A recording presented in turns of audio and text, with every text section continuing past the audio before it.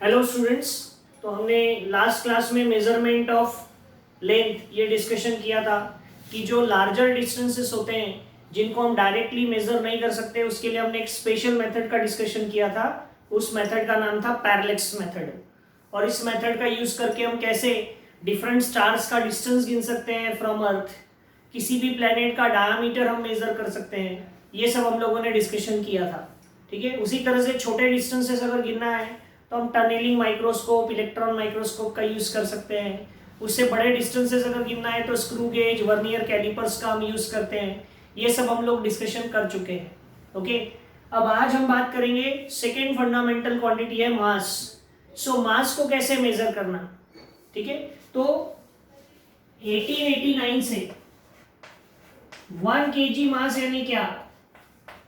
सो 1 kg मास यानी जो international bureau है, ठीक है, वेट्स एंड मेजर का, वहां पर एक शाइनी पीस, चमकदार शाइनी पीस किसका, एक अलॉय था। और वो अलॉय था प्लैटिनम और इरिडियम। प्लैटिनम और इरिडियम,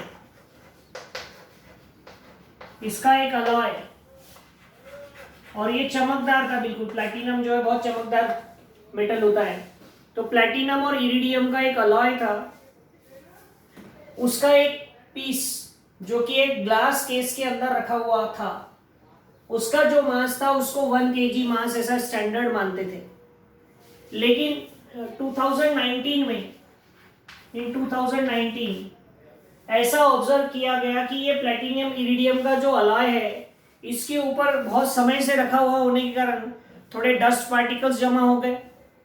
और साथ साथ में जो एटमॉस्फेयर का इफेक्ट है इतने लॉन्ग टाइम से, वो भी उस पर इफेक्ट उसका दिखा, जिसकी वजह से उसका मास जो है वो ऐसा लगा कि चेंज हो गया। तो इसलिए 2019 में मास की डेफिनेशन को रिवाइज किया गया। और क्या रिवाइज किया कि मास की डेफिनेशन बताई गई, mass is defined, mass is defined in terms of electric current.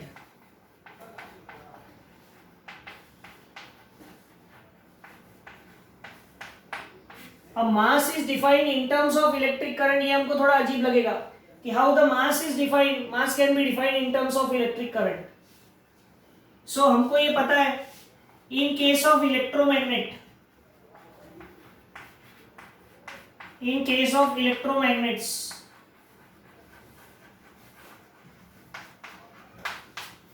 Electromagnets के केस में क्या होता है कि हमने पढ़ा है कि इलेक्ट्रोमैग्नेट्स में जब हम इलेक्ट्रिक करंट पास करते हैं तो it starts behaving like a magnet, है ना। इलेक्ट्रोमैग्नेट एक स्पेशल डिवाइस होता है जिसमें से हम इलेक्ट्रिक करंट पास करते हैं, और जैसे जैसे हम करंट की वैल्यू बढ़ाते हैं it become more and more magnetic. ठीक है, तो मास को कैसे इलेक्ट्रिक करंट के टर्म में डिफाइन किया गया, तो इलेक्ट्रोमैग्नेट में से जब हम इलेक्ट्रिक करंट पास करते हैं so it become more and more magnetic. तो क्या किया गया, एक बहुत ही सेंसिटिव बैलेंस लिया गया, सेंसिटिव बैलेंस। उसके एक पैन में स्टैंडर्ड 1 kg का मास रखे,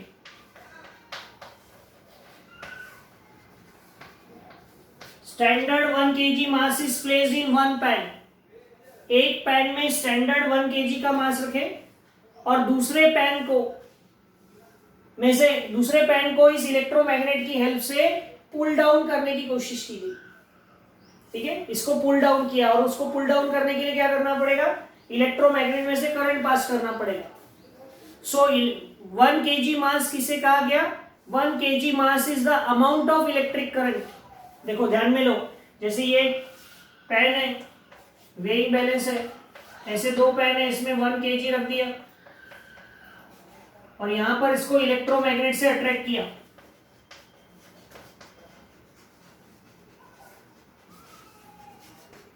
सो दैट कि ये दोनों एक दूसरे को बैलेंस कर दे।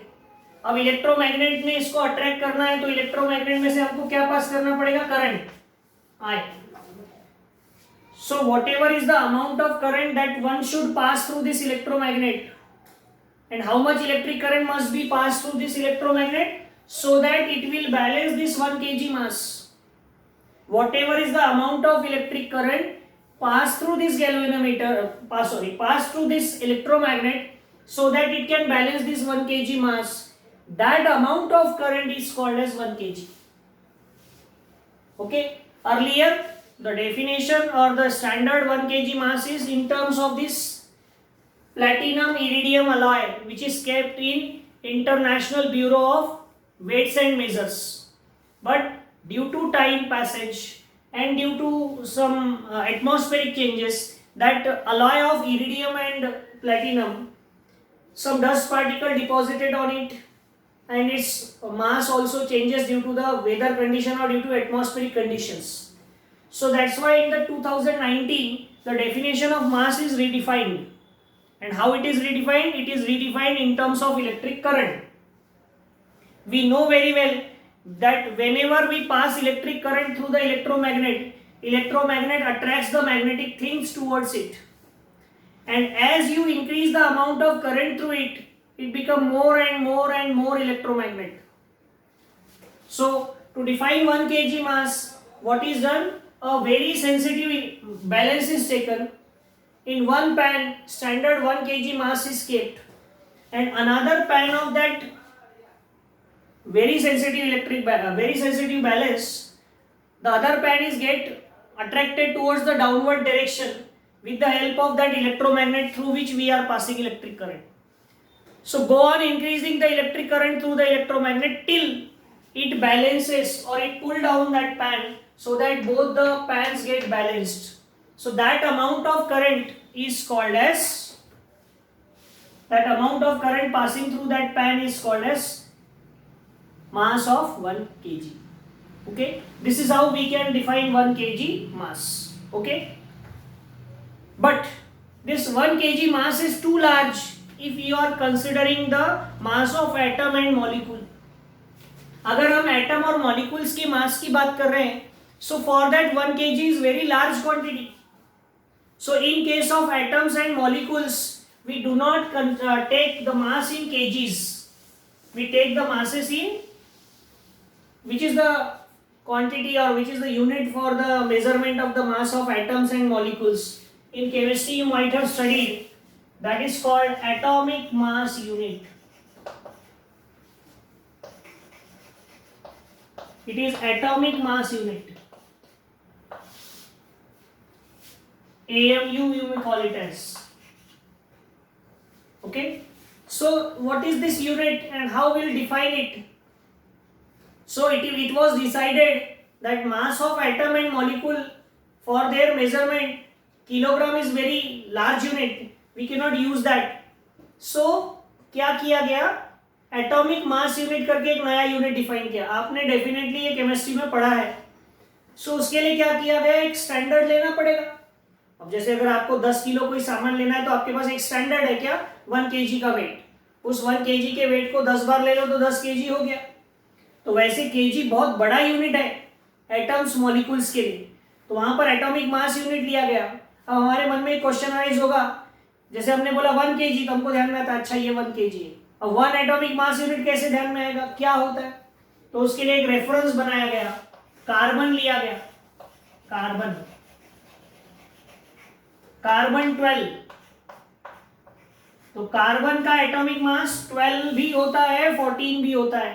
तो हमने कार्बन 12 लिया, ठीक है, इसको स्टैंडर्ड माना, और इसका जो भी मास है उसका 1/12 लिया. कार्बन 12 का जो भी मास था उसका 1/12 किया, और जो आया that is called 1 atomic mass unit. ऐसा रेफरेंस ले लिया. अब फिर चाहे जिसका भी आपको मास गिनना हो, चाहे वो सोडियम हो, नाइट्रोजन हो, ऑक्सीजन हो, फास्फोरस हो, कोई भी एलिमेंट हो, उसको अगर हमें गिनना है तो हम इस एटॉमिक मास यूनिट में गिन सकते हैं कि कार्बन 12 का जो मास था उसके 12 पार्ट्स किए, और हर एक पार्ट को हमने कहा कि ये 1 एटॉमिक मास यूनिट है. और इसके रेफरेंस को यूज करके फिर हम बाकी सब एलिमेंट्स का मास निकालते हैं. ठीक है, तो जो एटॉमिक मास हम कहते हैं ना कि इसका एटॉमिक मास 21 है, इसका 16 है, इसका 14 है, तो वो सब ये एटॉमिक मास यूनिट में है, किलोग्राम में नहीं है, क्योंकि kilogram is a very large quantity for it. Okay, so it is very large quantity, लेकिन ये हमको छोटी क्वांटिटी गिनना था, इसलिए हम उसमें एटॉमिक मास यूनिट का यूज करते हैं. और ये जो 1 एटॉमिक मास यूनिट है ये बहुत ही छोटा है. कितना छोटा है, अगर किलोग्राम्स के सेंस में हम रखें तो ये वैल्यू याद करने की जरूरत नहीं है, बस हमको पता होना ये होता है 1.660 5402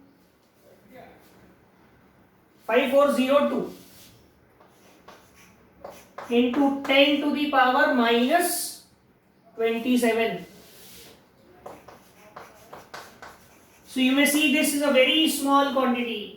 बहुत ज्यादा छोटी क्वांटिटी है. पॉइंट के बाद 27 जीरो लगाने के बाद 1 आता है. So it is too large, sorry, it is too small.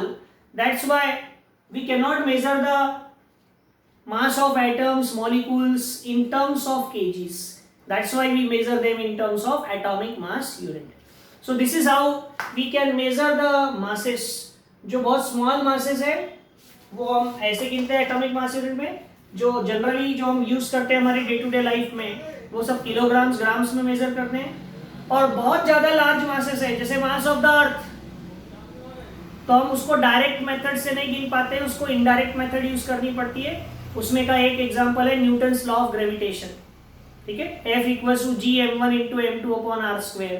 उसका यूज करके हम मास ऑफ द अर्थ वगैरह गिन सकते हैं.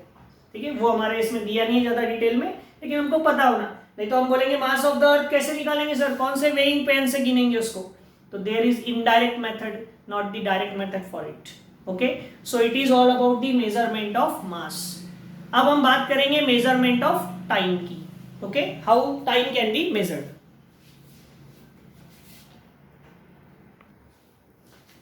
अब देखो मेजरमेंट ऑफ टाइम की हम बात करते हैं. टाइम कैसे मेजर करते हैं, तो हमको पता है टाइम का यूनिट क्या है. यूनिट ऑफ टाइम है सेकेंड हम यूज करते हैं. तो ये सेकेंड जो यूनिट है ये कैसे निकालते हैं पहले हम ये समझेंगे. सो हम पहले क्या कंसीडर करते हैं कि अर्थ जो है वो सन के अराउंड रिवॉल्व कर रही है. और हमको पता है अर्थ को सन के अराउंड रिवॉल्व करने के लिए 365 डेज लगते हैं. लेकिन एग्जैक्टली 365 डेज नहीं, उससे भी थोड़ा ज्यादा समय लगता है. 365 डेज 5 आवर्स 48 मिनट्स 56 सेकेंड्स, ऐसा उसका कैलकुलेशन है. तो हर बार हम 365 डेज लेते हैं और हर 4 साल के बाद एक लीप ईयर ले लेते हैं, है ना. और वो 4 साल के बाद जब हम 1 डे ऐड करते हैं उसमें तो 24 आवर्स ऐड कर देते हैं, यानी 1 डे ऐड करते हैं. लेकिन एक्चुअल में ये ऐसा है 365 days 5 hours 48 minutes and 56 second, ऐसा है. और आप हर 4 साल में एक दिन ऐड कर देते हैं. तो एक दिन ऐड करते हो तो 24 आवर्स ऐड करते हो. लेकिन ये 365 डेज 6 आवर्स नहीं है. अगर मान लो ये 365 डेज और 6 आवर्स होता ना, तो आपको हर 4 साल में एक दिन ऐड करते तो हिसाब बराबर हो गया रहता. क्यों, 4 साल के 6 घंटे यानी 24 घंटे ऐड कर दिया तो हिसाब बराबर हो गया. लेकिन ये नहीं है ऐसा. तो ये बचा हुआ कैलकुलेशन का गड़बड़ मेंटेन करने के लिए क्या करते हैं, हर 4 साल के बाद लीप ईयर होता है, ये ओके है. लेकिन जो सेंचुरी ईयर्स होते हैं जैसे 1900 2000 2100 आएगा, 1800 1700 1600, ये जो सेंचुरी ईयर्स होते हैं हम लीप ईयर कैसे पता करते हैं. हम दिए हुए ईयर को 4 से डिवाइड करते हैं. अगर वो कंप्लीटली डिविजिबल है तो हम बोलते हैं इस साल में फरवरी में 29 डेज होंगे. लेकिन आप देखो 1700 1800 1900 इनको 4 से डिवाइड करो, सब डिवाइड होते हैं 4 से. जिसके लास्ट में 2 जीरो हो ना वो 4 से डिवाइड होता है. तो ये सब 4 से डिवाइड तो होते हैं, लेकिन ये लीप ईयर नहीं थे. इनमें 28 डेज ही थे फरवरी में. क्यों, क्योंकि सेंचुरी ईयर में हम लोग क्या करते हैं 4 से डिवाइड नहीं करते, 400 से डिवाइड करके चेक करते हैं. तो ये तीनों साल लीप ईयर नहीं थे. ये 1600 लीप ईयर था और 2000 लीप ईयर था. अब 2100 जो आएगा वो लीप ईयर नहीं होगा। क्यों? ये देखो, ये 11 मिनट 4 सेकेंड का भी हिसाब करना है ना, तो वो हिसाब करने के लिए ये मेंटेनेंस करते हैं। तो ये हमको समझ में आना चाहिए, तो इसको लीप ईयर बोलते हैं। तो ये हमारे काम का नहीं है, ये तो हमारे जनरल नॉलेज के लिए मैंने आपको बताया। अभी हमको टाइम का यूनिट की बात करना है। तो टाइम का यूनिट होता है सेकेंड। तो सेकेंड कैसे निकालते हैं? तो ये निकालते हैं फ्रॉम सोलर डे। अब ये सोलर डे क्या होता है? तो देखो, आज के दोपहर के 12 बजे 12 नून टू 12 नून, आज के 12 बजे से कल के दोपहर के 12 बजे तक का जो समय होता है उसको कहते हैं सोलर डे। और ये कितना होता है? 24 आवर। ठीक है। फिर 1 आवर यानी क्या होता है? तो हमको 1 आवर यानी पता है 60 मिनट होता है। और 1 मिनट यानी क्या होता है? 60 सेकेंड होता है। तो अगर आप 1 डे को कन्वर्ट करना चाहो तो 1 डे यानी 24 आवर। 24 आवर यानी 24 इंटू 60 मिनट। ठीक है। और 60 मिनट्स को सेकेंड में करना चाहो तो और मल्टीप्लाइड बाय 60 करो सेकेंड। तो ये इंटू करोगे तो ये आता है 86,400। ये कुछ दिनों में आपको याद ही हो जाएगा। क्यों? बहुत बार कैलकुलेशन आता है। तो 1 day means how many seconds? So 86,400 second. एक दिन में इतने सेकेंड होते हैं। ये कैलकुलेशन हम इन जनरल यूज करते हैं। लेकिन अगर आपको बहुत साइंटिफिकली अगर जाना है तो ये थोड़ा गड़बड़ हो जाता है इसमें। क्यों? क्योंकि अर्थ का जो रोटेशन है अराउंड द सन, उसकी जो स्पीड ऑफ रोटेशन है वो थोड़ी स्लो डाउन हो गई है। It gets slow down. तो उस वजह से ये एग्जैक्ट नहीं आता। तो इसके लिए आजकल एक दूसरा तरीका यूज करते हैं टाइम मेजरमेंट के लिए, उसका नाम है atomic clock. Atomic clock is used. इसमें सीसीएम नाम का, और सीसीएम का भी 133 वाला आइसोटोप यूज करते हैं। सीसीएम 133 वाला आइसोटोप यूज करते हैं टाइम मेजरमेंट के लिए। इसमें क्या होती है? सीसीएम में ऐसी दो हाइपरफाइन स्टेट्स होती है। उसके एटॉमिक स्ट्रक्चर में ऐसी 2 स्टेट्स होती है। ठीक है। इसमें क्या होता है? इलेक्ट्रॉन्स जंप करते रहते हैं, यहां से यहां, यहां से यहां, यहां से यहां, यहां से यहां। ठीक है। और एक्यूरेसी देखो 1 सेकेंड की कितनी होती है। किस समय को हम 1 सेकेंड कहते हैं? एक्यूरेसी देखो कि अगर ये जो वाइब्रेशंस है यहां पर, ये वाइब्रेशंस कितने हो तो 9 अरब, ये वैल्यू याद रखने की कोशिश करना, 9 अरब 19 करोड़, 9 अरब 19 करोड़ 26 लाख 31,000, 9 अरब 19 करोड़ 26 लाख 31,770। ये याद कैसे रखना? तो मोबाइल नंबर याद रखते ना, 9192631770, ऐसे याद रखना, याद हो जाता है मोबाइल नंबर्स। तो इतने वाइब्रेशंस, ये जो 2 हाइपरफाइन स्टेट्स हैं, इनके बीच में जब इतने वाइब्रेशंस हो गए तो हम उसे कहते हैं कि 1 सेकेंड हो गया। तो अब बताओ, इसमें अगर गड़बड़ हो भी गई तो कितनी गड़बड़ होगी? अरे 1 सेकेंड में 9 अरब 19 करोड़ 26 लाख 31,770 वाइब्रेशंस है। इतनी एक्यूरेसी होती है, इसको बोलते हैं 1 सेकेंड। तो ऐसी एटॉमिक क्लॉक आजकल यूज की जाती है फॉर द टाइम मेजरमेंट। ठीक है। तो इसलिए टाइम का कैलकुलेशन बहुत ही एक्यूरेट होता है। और इंडिया में भी ऐसी 4 एटॉमिक क्लॉक जो है वो लगी हुई है। एक दिल्ली में है, एक अहमदाबाद में है, कलकत्ता में है, और एक शायद मुंबई या कहीं और है। 4 है ऐसी। तो एक पर भरोसे पर नहीं चलते। मान लो अगर एक दिल्ली में और वहां कुछ कारण से वो कुछ एक्सीडेंट हो गया, कुछ हो गया, बिल्डिंग गिर गई, तो वो तो गया। तो इसीलिए 4 जगह पर लगी हुई है और इसके बेसिस पर हमारा टाइम जोन चलता है। तो this is all about the measurement of time. तो ये है फंडामेंटल क्वांटिटीज, लेंथ, मास और टाइम को मेजर करने का तरीका। ओके। अब इसके बाद इस चैप्टर में हमको जो नेक्स्ट टॉपिक डिस्कशन करना है वो है डायमेंशनल एनालिसिस, जो कि बहुत ही इंपॉर्टेंट है फिजिक्स में। तो what is this dimensional analysis, उसके यूजेस क्या है, उसकी लिमिटेशंस क्या है, ये सब हमको पढ़ना है। So will discuss that in our next class. Okay.